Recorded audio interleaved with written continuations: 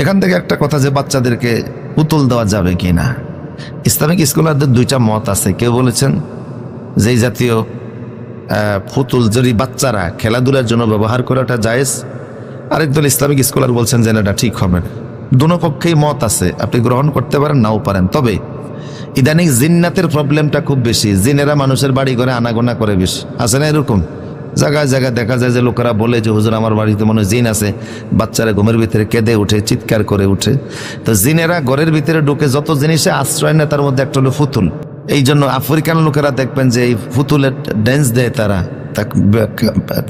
Black magic করে থাকে। তো এই জন্য এগুলির ভিতরে যেহেতু জিনেরা আশ্রয় নেওয়ার সুযোগ বেশি, এই জন্য ঘরে না রাখাটা ভালো, এটা আমাদের অবজারভেশন। তো যাই হোক, তা সাহাবায়ে কেরাম বলতেন যে আমরা এই দিনটাকে এতটা গুরুত্বপূর্ণ মনে করতাম যে বাচ্চাদেরকে রোজা রাখাইতাম, কিন্তু রমজান আসার পরে এটা নফল হয়ে গেছে, ওইটা আগের মতো সেই গুরুত্ব বহন করে না। কিন্তু হাদিস আছে, কেউ যদি এই একটা দিন মুহররম মাসের 10 তারিখ রোজা রাখে, পিছনের 1 বছরের সব গুনাহ আল্লাহ মাফ করে দিবেন।